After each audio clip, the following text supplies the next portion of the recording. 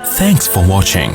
Don't forget to like, comment, share and subscribe to Mufti Tariq Masood, famous scholar. वो खाऊंगा क्यों? मैं पैसे लेता ही नहीं तो खाऊंगा कहां से मैं?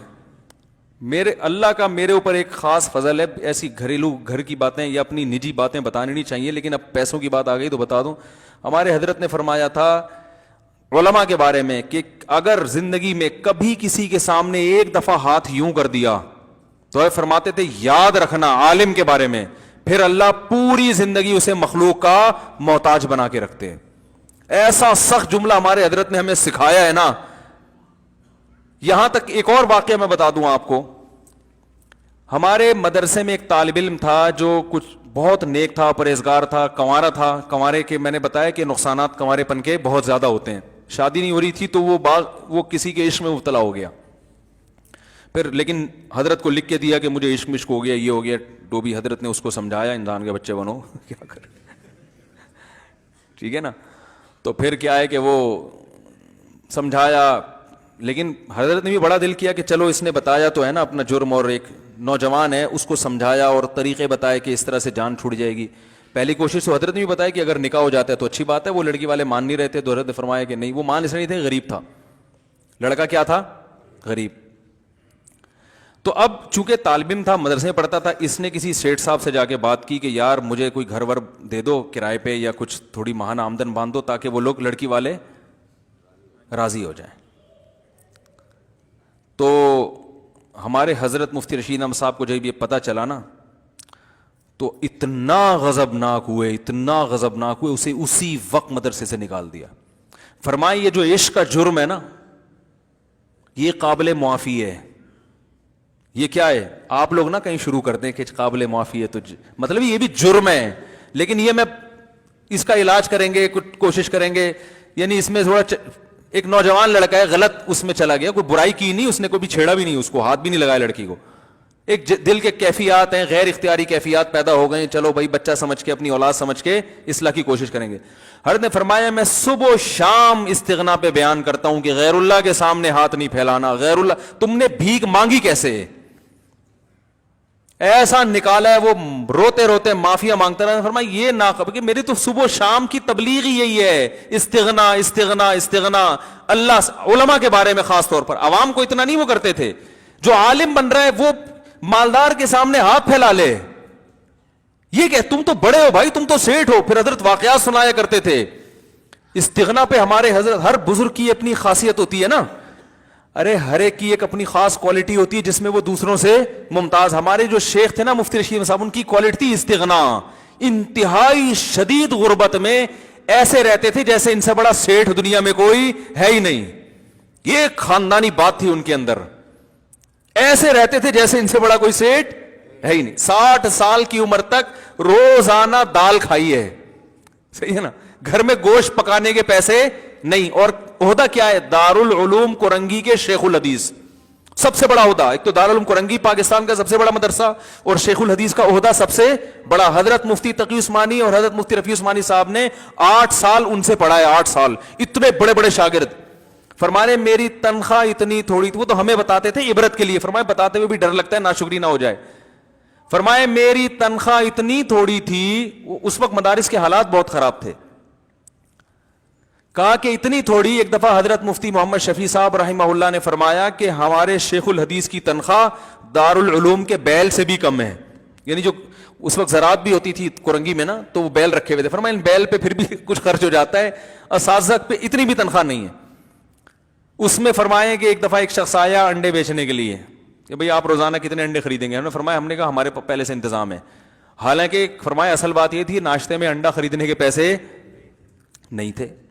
घर छप्पड़ का ऐसे छोटा सा, और साल में एक सफर लाहौर का होता था अपने शेख की जियारत के लिए। फरमाया वो तनख्वाह से थोड़े थोड़े पूरे साल पैसे बचा के साल में एक दफा इस काबिल होते थे कि ट्रेन के सफर से, ट्रेन के जरिए लाहौर जाएं और अहलुल्लाह की जियारत करके वापस आएं ताकि कुछ उनसे सीखें।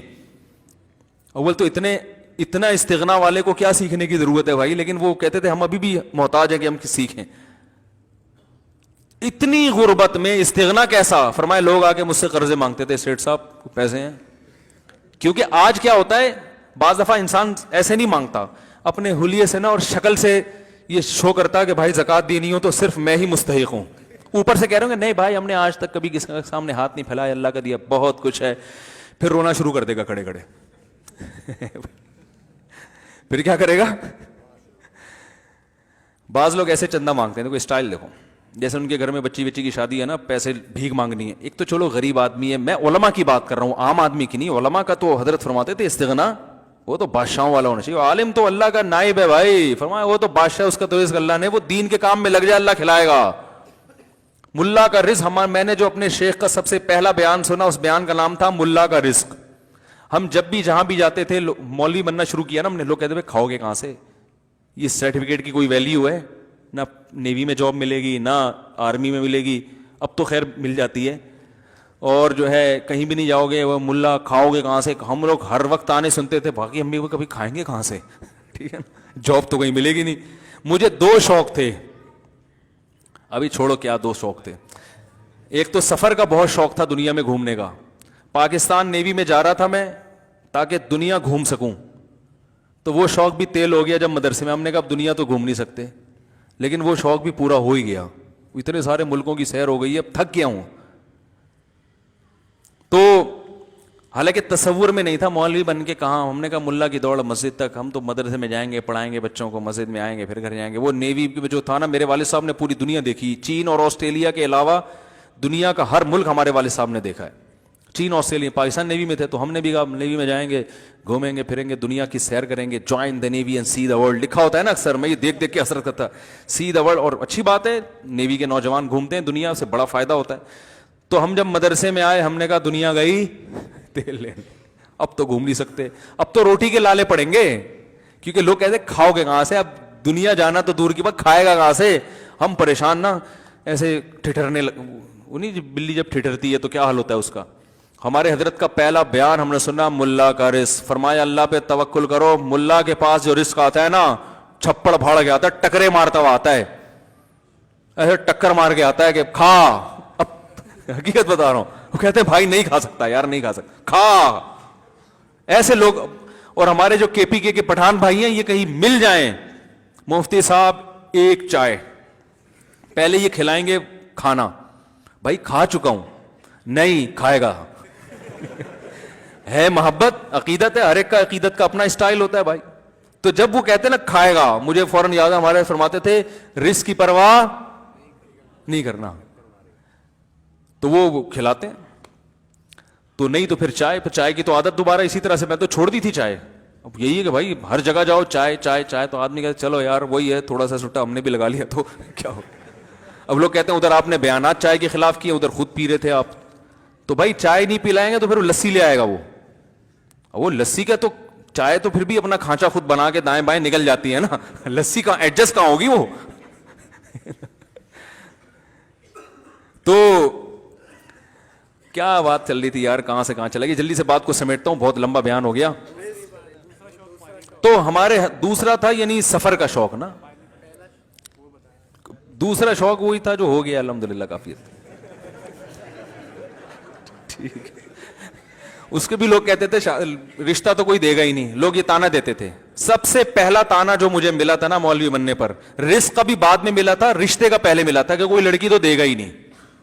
کہ ہمارے خاندان میں سارے ماشاءاللہ پڑھے لکھے لوگ ہیں, تو وہ سب سے پہلا تانا یہ ملا تھا کہ رشتہ نہیں کوئی دے گا, اور دوسرا تانا کھاؤ گے کہاں سے. تو ہمارے اندر فرمایا اللہ پہ توکل. تو ہمارے حضرت اس کے بہت سخت پابند تھے کہ علماء کے بارے میں دیکھو, کوئی ضرورت مند ہو, محتاج ہو, اگر وہ بیچارہ کسی کے سامنے اپنی حاجت بیان کر لے تو ہر ایک کو ایک ہی لاٹھی سے نہیں ہانکنا چاہیے, ہر ایک کا ایک جیسا توکل نہیں ہوتا. لیکن علماء کے بارے میں کہتے تھے کہ کسی سیٹھ کے سامنے کبھی, ارے آج تو آپ جہاز میں تھے نا ساتھ ہمارے, آپ ہی تھے, یہ بھائی بیٹھے ہوئے ہیں, ابے یہ جو آپ پیچھے دیکھ رہے ہیں آپ, یا سامنے یہ نہیں سمجھ میں آئے گا, بعد میں سمجھاؤں گا ان کو. آپ جن کو کہہ رہا ہوں وہی پیچھے تھے, آپ آج سفر میں تھے, اچھا بالکل آپ کی ٹائپ کا آدمی تھا. تو بالکل ہم حضرت فرمایا کرتے تھے علماء کے لیے نا, کسی کے سامنے ہاتھ اپنی احتیاط ظاہر نہیں کرنا, بھوکے مر جاؤ. تو حضرت پھر اپنے بتاتے تھے کہ میں دال کھا رہے ہیں روزانہ, کہ ایک دن مہمان آیا, کہنے لگا, اس کو بھی کہہ رہے ہم نے رکھ لیا گھر میں, تو مہمان کو تو اچھا کھلا دیتے ہیں نا آدمی, ہم نے بھی دال, کہتے ہیں اس نے برداشت کیا, بھائی دال ایک دفعہ اتفاق سے بچی بھی ہوگی, کھلا رہے ہیں, اگلے ٹائم پہ کچھ اچھا آ جائے, اگلے ٹائم پہ پھر دال, پھر دال. تو کہنے لگا اب جب بھی آپ کے گھر آؤ دال ہی پکی ہوتی ہے. وہ بھی کوئی اسٹریٹ فارورڈ قسم کا آدمی تھا. حضرت نے فرمایا, حضرت فرماتے ہیں اس کے بتانے کے بعد ہماری توجہ گئی ہے کہ کتنے دن سے دال کھا رہے ہیں, ورنہ ہماری اس طرف توجہ بھی نہیں تھی. تو پھر فرماتے ہیں میں نے اس سے بولا حلال اتنا ہی ملتا ہے. حضرت نے کہا اب دیکھو کوئی ہم جیسا نالائق ہوتا تو کیا کہتا ہے, بھائی کیا کریں بس اب کیا ہے, مدرسے کی تنخواہوں میں آپ کو پتہ ہے کیا گزارا ہوتا ہے, تھوڑا سا ایسے کر کے نا تاکہ یہ جیب سے کچھ ہدیہ اور نذرانہ نکال کے دے. یہ اسٹائل ہوتا ہے مانگنے کا. ایک اسٹائل ہوتا ہے بھائی ذرا 50 روپے دے دو, یہ پھر بھی جائز اسٹائل ہے, اچھا اسٹائل ہے کہ بھائی جو چیز ہے جو دل میں ہے وہی زبان پہ, یار پیسے نہیں ہے یار ذرا کچھ ہمارا بھی خیال کرو, کچھ ہدیہ ودیہ بھی کبھی دے دیا کرو. ٹھیک ہے, غلط ہے یہ بھی لیکن اتنا غلط نہیں ہے. اور ایک طریقہ یہ ہوتا ہے کہ منہ سے تو یہ شو کر رہے ہم کسی سے مانگتے نہیں ہیں, لیکن ایٹیٹیوڈ ایسا ہے, ایکسپریشن چہرے کے ایسے ہیں کہ جس سے لگ رہا ہے کہ بھائی دے دے یار مر جاؤں گا ورنہ. تو یہ بھی گھٹیا طریقہ ہے. تو وہ حضرت فرماتے ہیں اس کے بتانے کے بعد ہماری توجہ اس طرف گئی کہ کیا روزانہ کیا پک رہا ہے. اب تعویل تو کر نہیں سکتے تھے کہ بھئی ڈاکٹر نے کہا دال کھایا کرو روزانہ, تو حضرت فرمایا ہم نے کہا حلال. اور فرماتے ہیں ایسا سیٹھ مجھے لوگ سمجھتے تھے کہ لا کے وہ مجھ سے قرضے مانگتے تھے, قرضے مانگتے تھے. حضرت کو اچھا غریب تھے اس وقت ابتدائی دنوں میں, پھر اللہ نے بہت پیسہ دیا حضرت کو, حضرت کی جائیدادیں بکیں, زمینوں سے پیسہ آنا شروع ہوا, وہ جو حضرت کے والد کی.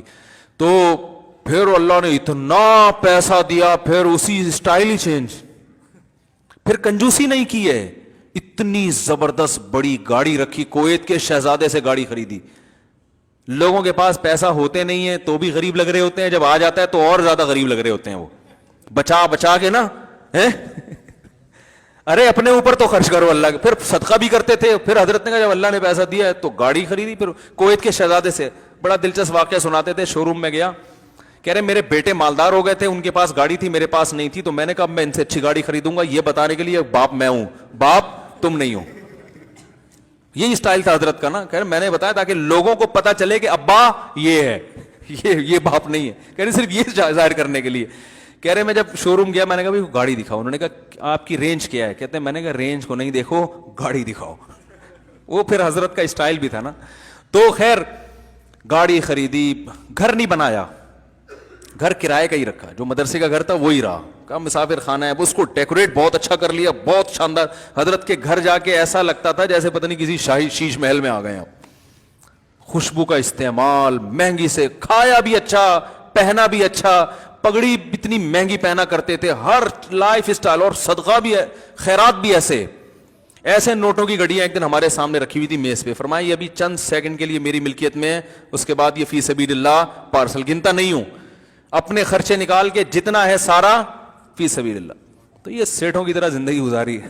مفتی طارق مسعود صاحب کے بیانات سننے کے لیے youtube.com/مفتی طارق مسعود کو سبسکرائب کریں, اور اگر آپ لائیو ویڈیو کو کبھی بھی مس نہیں کرنا چاہتے ہیں تو سبسکرائب کرنے کے بعد بیل آئیکن پہ کلک کرنا مت بھولیں. جزاک اللہ.